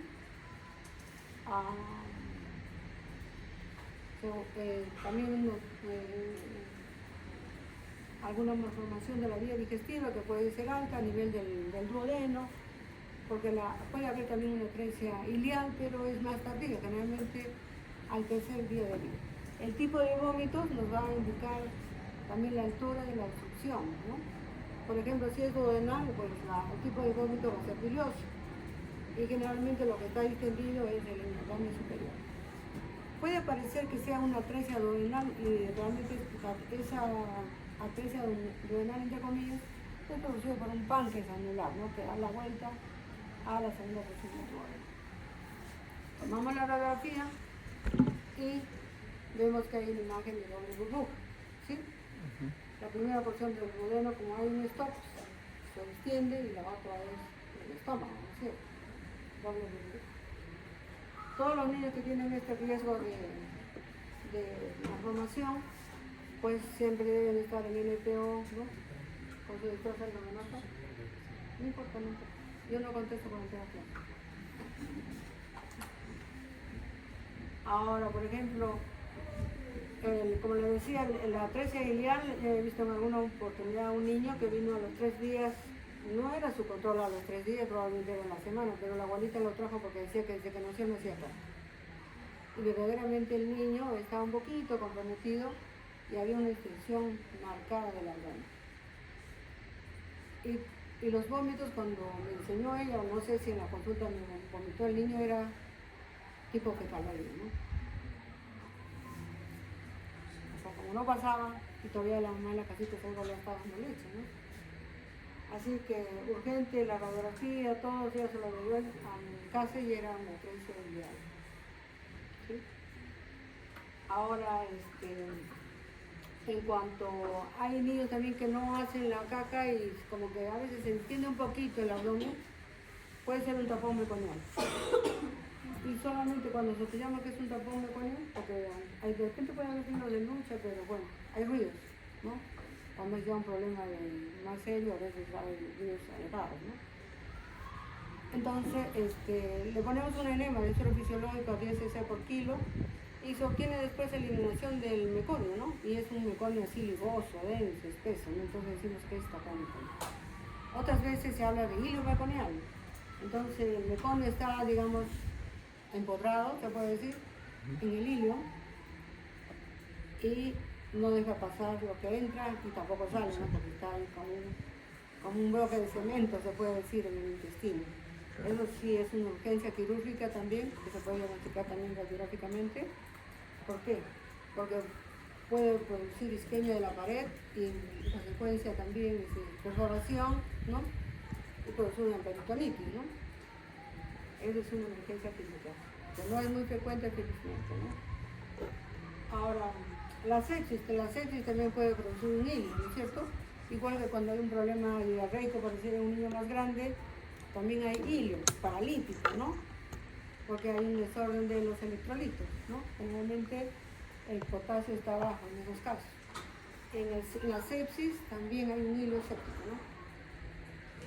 Como que se para el peristaltismo y las vías intestinales se van dilatando, ¿sí? Y podemos auscultar, no podemos palpar, timpanismo, podemos auscultar, alejamiento de ruidos aéreos o ausencia de ruidos aéreos. La enterocolitis necrotizante, más frecuente en prematuros a partir de la segunda o tercera semana. Hay multifactorial la causa, ¿no? También tienen clases de enterocolitis necrotizante. No tiene clase, pero bueno. Un factor predisponente fuera de la prematuridad es la asfixia, sobre todo la asfixia en los niños recién nacidos a término, en donde este cuadro también se puede presentar, no tan frecuente, pero siempre hay antecedente de hipoxia en el momento del nacimiento y puede producir una NEC o enterocolitis necrotizante de forma fulminante, que puede llevar a la perforación intestinal, a la nematosis intestinal, el neumoperitoneo, neumatosis hepática, etc. Y después, cuando entras a las operaciones, tiene que ser resección amplia, ¿no? Y queda con el intestino corto. El desencadenante, la fórmula. Niño que recibe fórmula, por eso lo ideal es leche materna. Incluso estudios japoneses, que son los que saben más de esa parte de manejo gastroenterológico, ellos han hecho muchos estudios que el uso de probióticos, ¿no? Como protección para evitar la complicación del NEC, o sea, la enterocolitis necrotizante. Claro, los norteamericanos como que no lo prueban todavía hasta la fecha, ya empezó con años. La siguiente. Ahora, cuando nosotros vamos a una cesárea de emergencia y nos dicen que es por polihidramios, o sea, el abdomen de la gestante está súper grande, pero es por aumento de líquido, pues tenemos que ir pensando que eso puede deberse a atresia esofágica. La atresia esofágica hay varios tipos, pero lo más frecuente es un saco proximal y un saco distal, ¿sí? El saco distal, que va hasta el estómago, generalmente tiene una fístula, ¿no? Traqueoesofágica. Entonces, cuando nace el niño, lo que tenemos que hacer es pasar una sonda. Pasamos la sonda por la boca y apenas nos damos cuenta y se está saliendo otra vez. O sea, llegó al fondo del saco, se enrosca y me sale la puntita otra vez. Con eso hacemos el diagnóstico. De atresia esofágica del saco proximal. Y le preguntamos a la enfermera circulante, ¿y cuánto de líquido ha salido? 5 litros. Poligramos, ¿no? Entonces, importante en ese caso es las indicaciones que tiene que dar la enfermería. El niño casi en posición semisentada, aspiración frecuente de esta secreción que se llama seborrea, porque las glándulas salivales siguen secretando saliva y llega a rebalsarse, se puede decir, de que es fondo de saco y se puede aspirar, ¿no? Entonces, una neumonitis química inicialmente y después complicarse con algún bicho. Y tiene que hacerse la intervención quirúrgica, ¿no? Mandarlo a cirugía pediátrica. Vómitos. Los vómitos ¿cómo diferenciamos un vómito de una regurgitación? Porque el reflujo gastroesofágico es otra cosa, ¿no? A veces la mamá viene con el regurgitación y se dice, ¿está con reflujo, doctor? ¿Cómo no sabe? Le dice, bueno, le hay que explicar lo que sea. La regurgitación es normal en el recién nacido, porque es como que se sale la leche un poquito. El vómito siempre va precedido de esfuerzo, ¿no? La arcada que decimos. Cuando el niño come demasiado, más de la cuenta, pues se le baja la capacidad gástrica y puede salirse la leche. Eso vendría a ser un vómito no bilioso, ¿sí? ¿Por qué creen ustedes que el niño cuando nace le hacemos, qué le hacemos? ¿Ah? ¿Para qué? ¿Cómo se llama eso?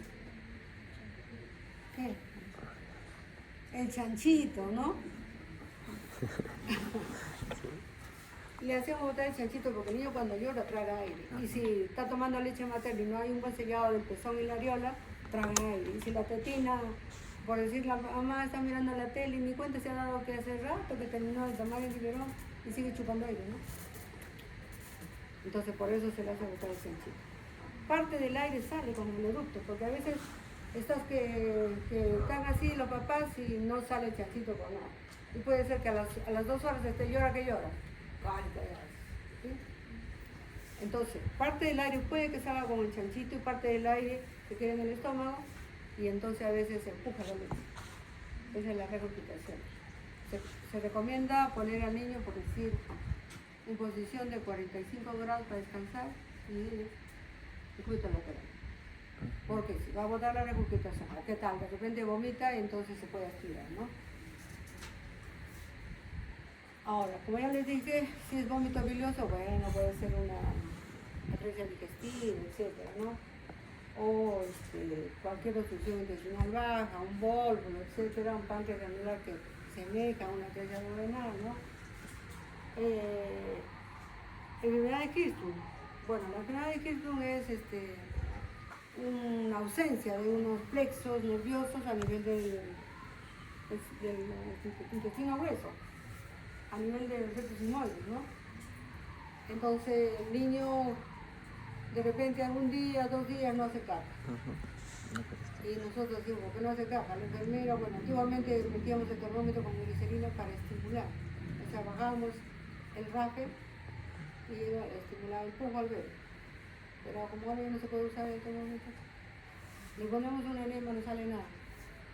Tomamos una radiografía, colon así y grande, ¿no?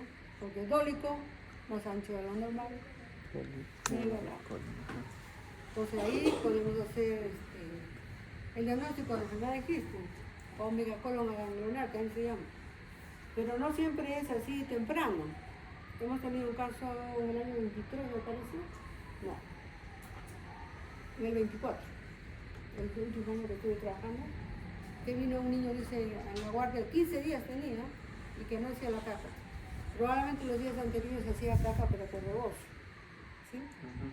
Y cuando llegó ahí, le toma la radiografía y estaba, ya no se miraban las astras, o sea, las divisiones que hay en el intestino, porque estaba recontra dilatada. La doctora que estuvo de guardia en la noche lo llamó al cirujano pediatra y le mandó por WhatsApp la foto y le dijo qué podía hacer, ¿no? Y le dijo, no, ponle nomás cada 2 horas, creo, enema de suero fisiológica, pero no fue efectivo. Y al día siguiente me tocó a mí. Y ahora ya. Pero como les digo, todos cuando entramos al servicio, no solamente los que están aspirando, sino todos, ¿no? A ver qué pacientes hay. Entonces todos hicieron una junta médica en ese día. Entonces lógicamente ese niño había que mandarlo de casa. Porque lo que se determinó en ese momento, después de varias opiniones, es que realmente el colon estaba tan distendido, las salsas se habían perdido, era que ya en cualquier momento iba a producir una isquemia y su perforación. Sí. Ahí había que mandar. Ahora, ¿cómo se hace el diagnóstico cuando hay duda de que sea un Hirschsprung? Es una biopsia de la mucosa rectal. En este caso, no sé qué le habían hecho en el caso de ese niño, pero tenía un megacolon que se manifestó recién a los 15 días, ¿no? O sea, se diagnosticó a los 15 días. A ver la siguiente. Vómito no bilioso, sepsis, tolerancia a la leche, ¿no? Estenosis pilórica. Bueno, esto ya les he dicho de arriba. La estenosis pilórica se presenta más tardíamente, ¿no? Con vómito de tipo de proyectil, que dice, ¿no? O sea, y generalmente a las 3 semanas, 2 o 3 semanas de vida, y sobre todo en niños de sexo masculino. Entonces el niño vomita así, con fuerza. Y le tomamos una radiografía, más que todo una ecografía. Se tiene que pedir una ecografía solicitando con letras grandes al radiólogo que haga la medición de las paredes del píloro, ¿no? Porque lo que hay es una hipertrofia de la musculatura del píloro, tanto de la circular como de la longitudinal. Después le hacen su píloromiostomía, ¿no? Pero eso, como les digo, es tardío. El siguiente, sepsis. Bueno, sí. La siguiente,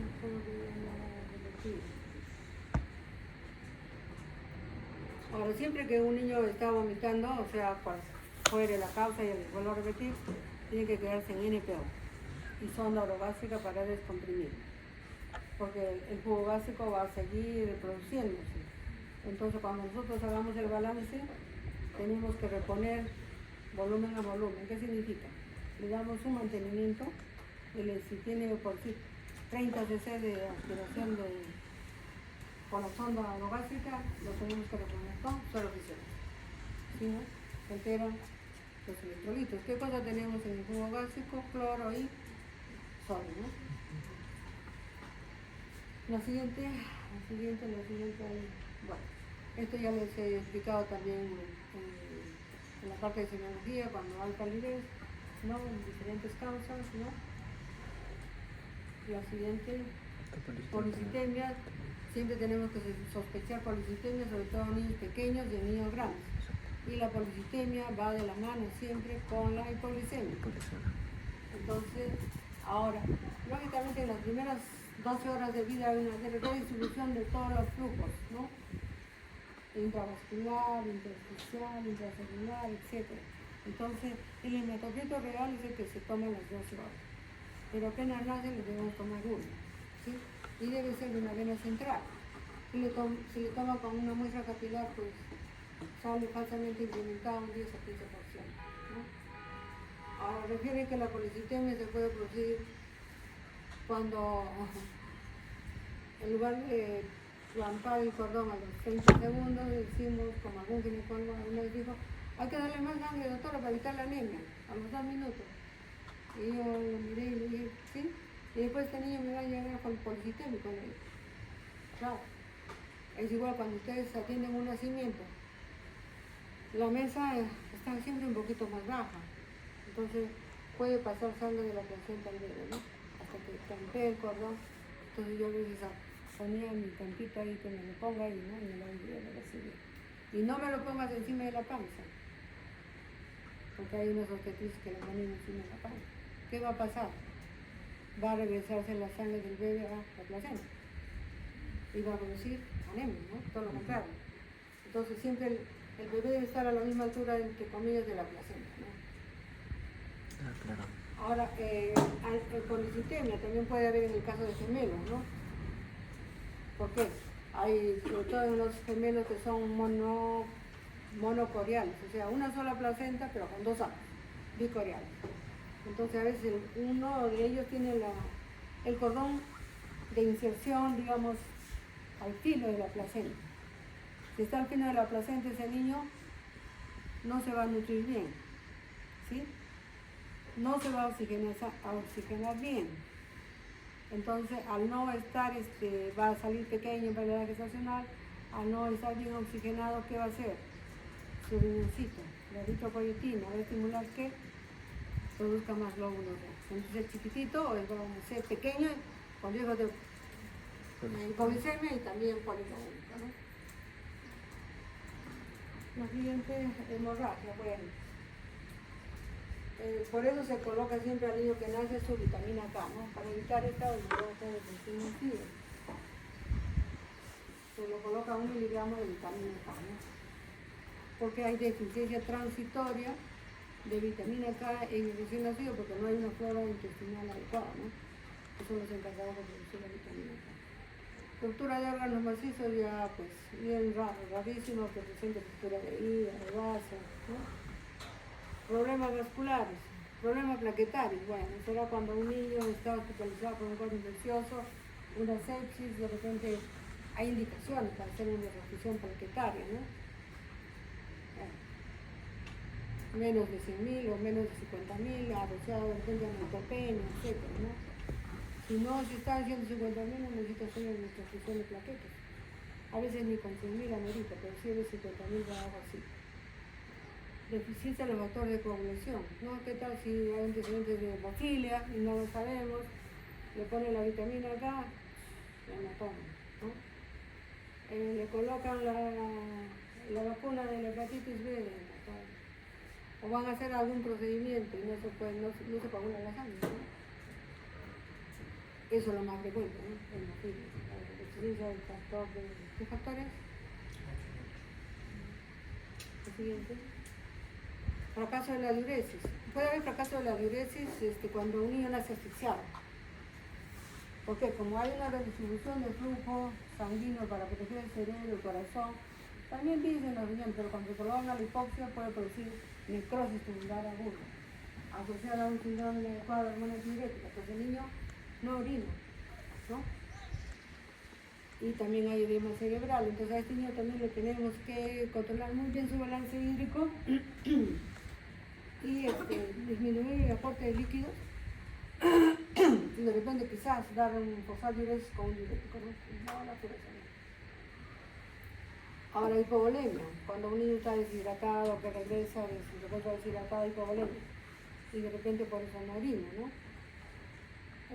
Una agenesia renal bilateral, eso es incompatible con el niño, ¿no?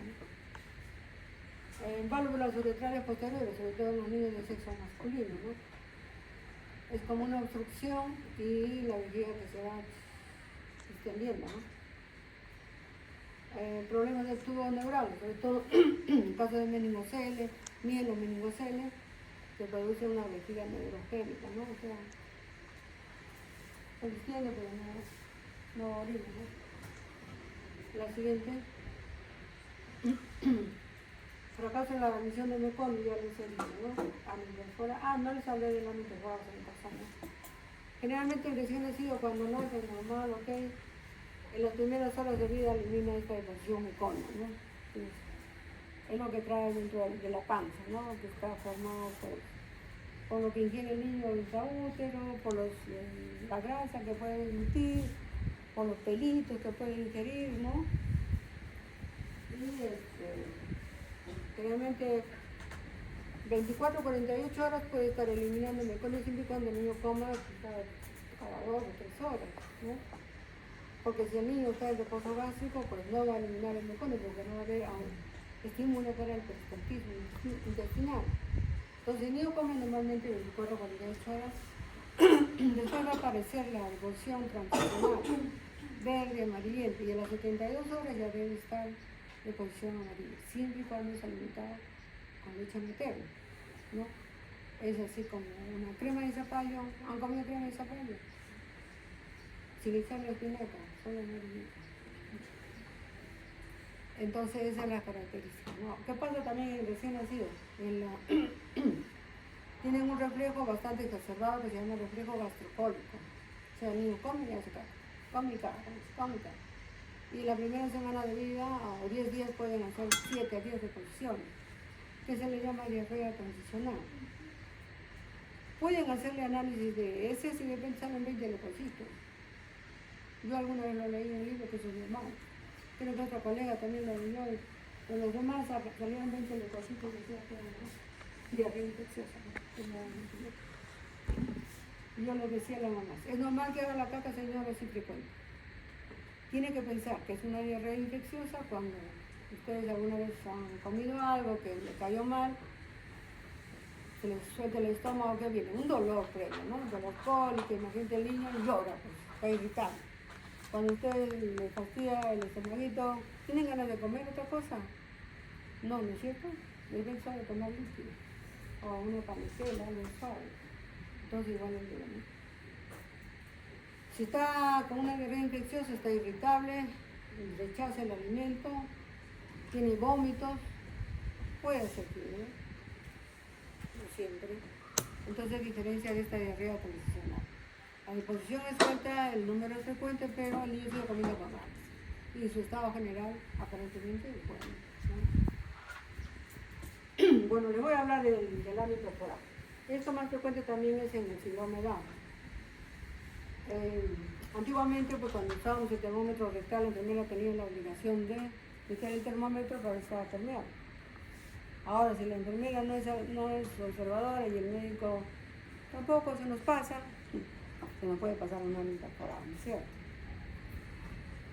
Entonces, el ano imperforado es una malformación al final del intestino, ¿no es cierto? Vemos si no hay ni esos plieguecitos que se ven en el ano, no hay hueco en otra palabra. Entonces lo que tenemos que hacer es hospitalizarlo, dejarle buen EPO, por lo cual se va a mucho destrozos. ¿En qué momento se hace la radiografía de estudio para descartar si el ano imperforado es alto o bajo? A las 18 horas, porque es a las 18 horas el aire que disluta el niño llega a la parte final del intestino. ¿Y por qué le hacemos a las 18 horas? Fuera de que el aire llega a la parte final del intestino, nos va a servir como un contraste para medir la distancia que hay entre donde debería estar el ano y el aire, ¿no? Supongamos que el aire llegó acá y acá aparentemente debe estar el huequito del ano, ponemos ahí una muestra de bario y nos sirve como contraste, ¿sí? Entonces nosotros medimos la distancia que hay desde el aire, del fondo, del aire que llega al intestino y la muestra de bario. Y vamos a decir, si tiene más de 3 centímetros, vamos a decir que tiene una separación alta. Y probablemente necesitan 2 intervenciones fuera de la colostomía que le van a hacer, ¿no es cierto? Pero si es baja, de 1 centímetro, de repente solo es cortar, bajar el recto y anclarlo, ¿no? Para eso nos sirve también el tipo de esta radiografía del Trendelenburg, que se llama, ¿no? Y yo les cuento que una vez, no sé si fue por el día de la enfermera, pero seguramente que habría habido un festejo ahí en el servicio. Al día siguiente me tocó pasar a visitar a los niños del alojamiento conjunto. Me parece que era un Down. Entonces, la técnica me dice, doctor, dice la mamá que desde que nosotros lo han traído no ha hecho caca, ¿sí? ¿Y a qué hora pasó el alojamiento? En la tarde, doctor. Y en la noche no ha hecho caca. Y yo miro la historia clínica y decía, meconio 1 en la mañana, meconio 1 en la tarde. Y yo, pues trae el termómetro, porque así estimulábamos antes, ¿no? Con glicerina y el termómetro para bajar el rato. Traemos el termómetro, la técnica fue corriendo, trae el termómetro y la glicerina. Y yo le doblé las piernitas así para hacer compresión de la barriguita. Hoy, digo la primera, ¿dónde está el ano? Doctora, no, ya no. Y mira que en la evolución de enfermería decía meconio 1. ¿Qué tal si la técnica no le hubiese hecho caso a la mamá? Y yo me confiaba de repente en el servicio interno, fue a mí en el hospital corazón, la barriga, y estaba con un ano incorporado, ¿sí? Entonces hay que examinar. Como ya no se puede usar el termómetro, pues en esa época todavía se usaba el termómetro, ¿no? Antes de la pandemia. Hay que ver el potito cómo está, ¿no? Se puede pasar. Ahora, otra causa, cianosis. Yo les hablé también de la cianosis. Cuando un niño nace normal y se pone completamente cianótico, probablemente sea una cardiopatía congénita, ¿no?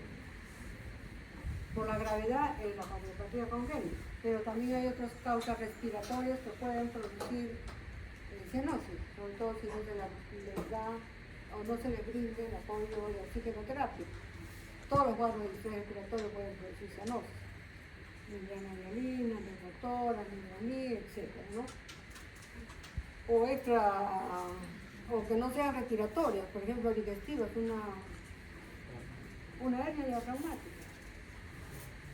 Si la mamá no ha tenido un buen control prenatal, no le han hecho ecografía, el ginecólogo no sabe diagnosticar la malformación. Entonces, como les decía, ¿no? Nace el niño y de repente llora, al minuto 9, y de repente al poco ratito, ¡pum!, se apaga, completamente sano. A mí me ha pasado eso. Un expulsivo que llegó como a las 6 de la mañana, y lloró todo, y cuando la ayuda se pasaba al servicio, se puso cianótico. Entonces yo, como no sabía que tenía hernia diafragmática, tampoco me hace rato que se me puso cianótico, uno se preocupa, hay que darle oxígeno, ¿no? Ventile. Me acaba de ventilar y está cianótica. La enfermera me abandonó porque yo se expuso a hacer sus notas y yo no tenía tiempo. Entonces le digo, a ver, vino otra y me ayudó en ese rato, voy a examinar. Y no pasaba algo muy vesicular. O sea, he ventilado un rato, como no mejoraba, le puse tubo. Y cuando me puse a escuchar, no pasaba algo muy vesicular, hasta yo pensaba que me había metido en el bronco derecho, ¿no? Tenía hipoplasia pulmonar, incluso esa precisión diagnóstica, pero mi para acá, ¿qué era? La radiografía me hizo lo mismo. Yo pedí la radiografía para ver la altura del tubo. Pensaba que me había metido sola al bronco derecho. Ahora, hay otras malformaciones, por ejemplo, atresia de Cohen, qué sé yo. Nunca lo he visto. ¿no? Problemas neurológicos que pueda llevar también un poco de cianosis, etc. Pero nada más. Bueno, esto ustedes lo van a desarrollar cuando hagan estrés respiratorio, que son diferentes causas, ¿no? Sí, sí, sí. Puede ser por patología propia del pulmón, puede ser por un escape de aire, etc. ¿Sí? ¿El siguiente? No. Convulsiones, ya. ¿Dónde se van a pasar ahora? Con razón que están yendo ya los alumnos. ¿Se tiene clase? No, creo que Ya, sí. 2 minutos. Entonces, las convulsiones del recién nacido pueden ser de causa, como consecuencia de una asfixia, de una hemorragia ventricular en los prematuros, de un trastorno metabólico como una hipoglucemia y de otras malformaciones, ¿no? Las convulsiones que se presentan en las primeras 72 horas de vida generalmente se deben a una hipoxia, que hayan sufrido el recién nacido o el prematuro. Y si es una meningoencefalitis, las convulsiones son más tardías, ¿sí? Entonces, lo que se sugiere siempre es que si un niño convulsiona, lo primero que tenemos que hacer es hemoglucotesis. Sale 20 o 30, bolo de destrozo al 10%, ¿sí? Si ceden, es que fue la hipoglucemia. Pero si tiene otros factores que nos pueden decir que está haciendo una sepsis, probablemente una meningoencefalitis, función lumbar, ¿sí? Función lumbar, y si vuelve a repetir la convulsión, puede ser que darle anticonvulsivantes, que vendría a ser el más usado es el fenobarbital, dosis de ataque 15 a 20, y dosis de impregnación, que es o dosis de ataque y después dosis de mantenimiento, que es de 5 a 5 para reducir. Ahora, la mayor tipo de convulsiones cuando hay una asfixia es convulsiones sutiles. Tú puedes escuchar que el niño está convulsionando, cuando lo ves al niño está con los ojos abiertos y mirada fija, así como que tú dices, catatónico. Sí. O de repente está haciendo así como que el chupeteo que dicen, o pedaleo, ¿no? No tienen, digamos, relación con el electroencefalograma. No hay relación. No aparece alteración en el electrocardiograma, ¿sí? Pero si es una convulsión tónico-clónica, así es, la manito o el pie, o generalmente depende del cuerpo, eso sí tiene relación o se confirma con el electroencefalograma, ¿sí? ¿Qué más? Malformaciones del sistema nervioso central, por ejemplo, una agenesia del cuerpo calloso, etc., ¿no? O hemorragias, o qué sé, esto, no hay más. Creo que acabamos. Yo siempre digo, estas son las convulsiones útiles. Ya, caso clínico, ya lo hablé cuando... ¿Por qué me ha faltado tiempo ya? Ya me ha sobrado 15 minutos de tiempo. Ahora, de repente necesitaría de los minutos. ¿Qué? Va a venir el